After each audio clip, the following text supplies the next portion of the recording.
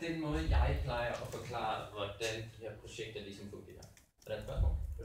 Jeg troede, vi kunne lave opgaven her, og så få hjælp til den. Det var det, jeg havde. Det finder vi lige ud af. I får i hvert fald nogle hints til, hvordan det skal gøre. Ja. Det finder vi lige ud af. Vi skal lige være sikre på, at I har helt styr på formatet. Så det tager vi lige først. Den måde, jeg bruger til at forklare, hvordan de her skal fungere, det er, at jeg introducerer noget, der hedder modelleringscyklus. Har I hørt om den før? Huskatrine eller sådan noget? Matematiske modeller og sådan noget. Ellers så får I på et tidspunkt. Jeg plejer at bruge den, fordi den er god til at forklare, hvorfor vi overhovedet laver de forskellige ting i de her projekter. Så hvis I ikke har fået den indtil videre, så gør I ikke noget. Det er bare et forklaringsværktøj, jeg bruger. Modelleringscyklusen går ud på, at når man har et problem, som man prøver at løse med nogle matematiske værktøjer, så er der ligesom forskellige stadier, der indgår. Det første stadie, det er, at man har en eller anden case, man arbejder på, et eller andet problem, sådan et eller andet ude i den fysiske verden, der har man et eller andet problem. Det her problem, som man prøver at løse, de næste 20 minutter, der skal I ikke bruge jeres computer, så I kan gerne lukke jeres computer.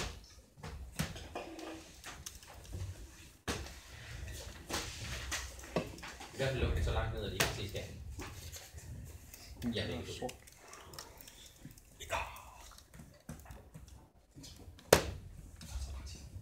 Nå, I har et fysisk problem ude i den virkelige verden. Det kan være et eller andet med, at I skal finde ud af, hvor meget kan der være i den der boosterdåse. Spørgsmålet er, hvordan skal den se ud, for at den bliver mest optimal, så man bruger så lidt materialer til at få så meget som muligt ned i kassen, og den kan stables optimalt. Altså. Så jeres problem det vil være, hvordan i alverden skal jeg lave den her boosterdåse. Det her, det skal ligesom oversættes fra den fysiske verden til den matematiske verden. Så vi skal ligesom have matematificeret den der dåse. Det er et rigtig bagtryk, det hedder matematificeret.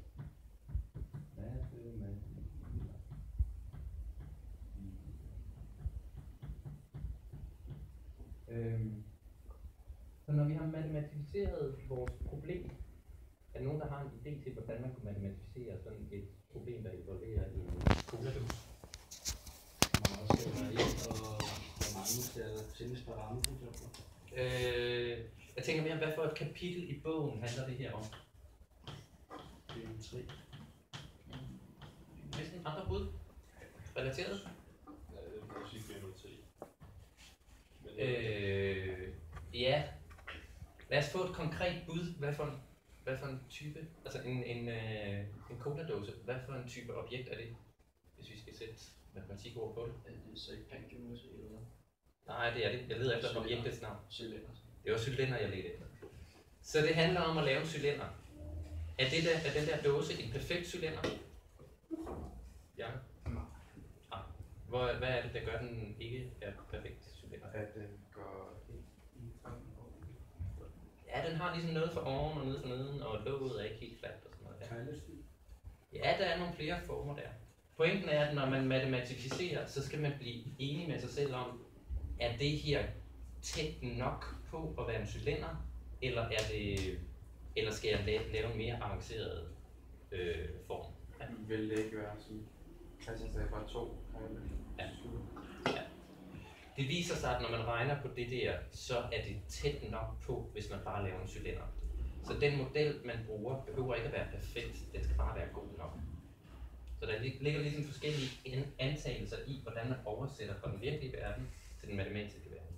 Og nogle gange så er en cylinder fint nok til en dåsegruppe. Eller til en låse. Det er det første skridt, matematificeringsprocessen. Når man så har matematificeret det, så har I et helt kapitel i bogen, der kun handler om geometriske figurer. Så der er ligesom en masse matematik. Og hele pointen med, at vi lærer hele den der bog uden af, det er, at vi skal have så mange værktøjer som muligt til at kunne løse matematiske problemer. En ting er at oversætte dem fra den virkelige verden til den matematiske verden. Men I skal lære både geometri og trigonometri og analytisk plangeometri og alle de der differentialregning, integralregning, alt sådan noget. Det er simpelthen for, at I har så mange værktøjer for at komme derfra og så ned til den matematiske løsning. Så det er der, hvor man laver sådan matematik. Sådan rigtig regner på komplicerede ligninger og sådan noget, for eksempel. Så det er ligesom det trin, der foregår her. Når man så har fået en matematisk løsning, det kunne for eksempel være, at man får en eller anden løsning, der hedder det her. Det der, det er bare en eller anden variabel, der har en eller anden talværdi. Det skal oversættes tilbage til noget, der giver mening herovre i den fysiske verden. Der er nogen, der kalder det her afmatematificering. Det er sådan lidt avanceret udtryk. Men det er egentlig bare en oversættelse fra den matematiske verden tilbage i den virkelige verden, så det giver noget mening. Så når vi når herhen, så har vi vores egentlige løsning. Det er typisk herhenne, at teknologi overtager igen. Altså teknologi er måske ikke helt så interesseret i. Det herovre, der handler det bare om, hvad for et problem har jeg, og hvad bliver løsningen på det. Men hvis man vil bruge matematik, så er det over i den her del, det foregår. Når man har en løsning, så kan man så tjekke, gjorde det nogen forskel, at min cylinder ikke var perfekt i samme form som min cola for eksempel. Så der er ligesom et trin her, der også følger med. Det er det, man kan kalde for verificering.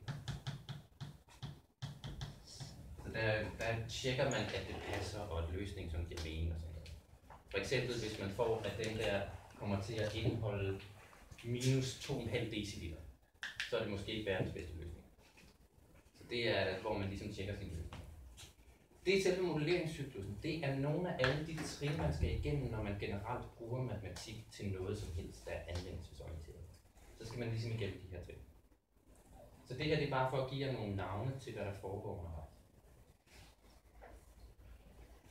Selve matematikprojektet, det er så for at demonstrere, at I har styr på nogle af alle de her egenskaber. At I kan finde ud af at tage den her oversættelse. At I kan finde ud af at lave selve beregningerne. Og at I ligesom kan se, om det giver mening, når I er færdige med det. Så det skal I dokumentere ved hjælp af de her matematikprojekter. Kan I huske, hvad for nogle afsnit, der skal være i et matematikprojekt? Eventuelt så kan I hive matematikprojektet op på tavlen. Skal vi gøre det? Ja, vi gør det. Der er generelt 3 hovedafsnit i det trafikvideo.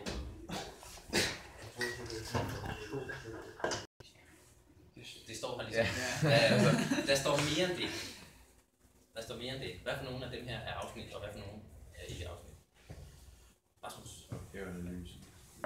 Opgaveanalyse. Det er rigtigt. Det her afsnit med opgaveanalyse. Hvad for noget er det, man skal demonstrere af de færdigheder, der er her? Det der matematificere problemer. Eller opgaveskrivelse. Ja. Altså helt basalt, så er det en opgavebeskrivelse. Så i første omgang, så handler det bare om, at I skal fortælle, hvad er det overhovedet, jeg har gang i. Hvad går opgaven ud på? Hvad har jeg fået til opgave at lave? Det er rigtigt. Skal man skrive sine formler i opgavebeskrivelsen? Det vil man gøre nede i næste afsnit. Okay. Det vil man gøre i næste afsnit. Typisk så bliver den her sådan meget beskrivende, hvad har man gang i, hvad går der overhovedet ud på. Det er også her, hvor man typisk vil sige, hvad for et afsnit i bogen skal jeg have fat i for at få det her til at give mening. For dåserne ville det være geometri, sådan rumlige figurer, man skulle bruge. Til trafiklyset, hvad er det der for et afsnit, man skal bruge? Rasmus, du ved, hvad for et afsnit trafiklyset handler om.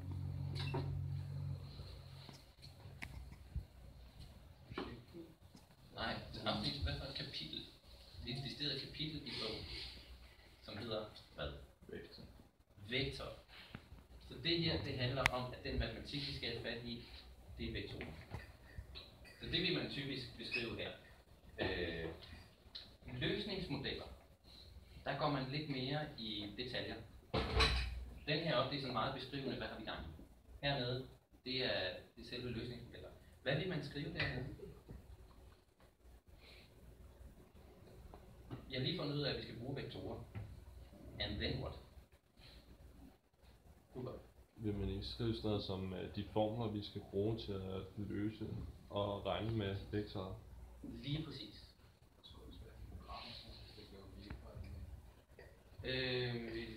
Det gør ikke så meget. Det er matematikken, der er det vigtige her. Det gør ikke så meget, at man bruger det ene eller andet fra. Så her handler det om matematik. Ja. Vil man ikke skrive, hvordan man bruger formlerne? Jo. Hernede skal man beskrive sin metode. Det vil sige, hvor starter jeg, hvor slutter jeg. For ligesom at komme i mål med den opgave, jeg har fået stillet. Så det her, der skal man sådan mere detaljeret, eller sådan ikke detaljeret, overordnet beskrive, hvad er det, jeg har gang i, hvor starter jeg, hvor slutter jeg, hvad er min metode, hvad er min fremgangsmål. Så det er det her, der handler om det. Næste afsnit. Tobias. Det er der, du skriver, hvordan du kommer frem til resultatet, altså mellemregning og udregning. Yes. Det er der, hvor man går helt i detaljer og laver de konkrete udregninger, alle mellemregninger, al den dokumentation, der hører med til mellemregningerne. Husk, I skal dokumentere jeres mellemregninger. Det er rigtigt. Så selve dokumentationsafsnittet, det handler rigtig meget om at demonstrere, hvordan man går fra den matematiske problem til matematiske løsning. Så det er ligesom her, man skal vise, hvad man skal til.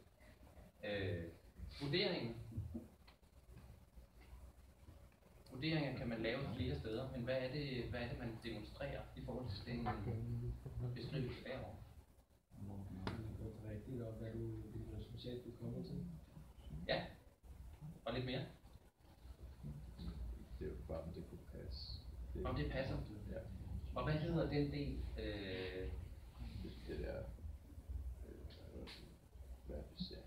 Verificering, lige præcis. Så verificere, det er godt nok en fordanskning af et engelsk ord, men det er lige præcis. Men vurderinger, det handler meget om at vise, gav det mening, det jeg gjorde? Gør det noget, at min cola-dåse er helt firkantet i toppen, i stedet for at være sådan specielt i toppen? Og måske gjorde det ikke nogen stor forskel, måske gjorde det en kæmpe forskel. Så det er her, hvor I ligesom skal vurdere, om det gav mening, det I lavede. Man kan også skrive vurderinger efter hvert mellemresultat, og så sige, okay, jeg fik minus 2 cm. Gav det mening? Nej, det gjorde det måske ikke. Så man kan både skrive en til sidst, det er ligesom den store, som viser den der pil, og man kan også lave små vurderinger efter hver mellemresultat, bare lige for at tjekke, at man skal styre på det rigtigt. Godt. Det her, det er hvorfor vi gør det. Så det er hvorfor I skal lave de her projekter. En sidste pointe, som hører til det her. I må gerne tænde lyset igen.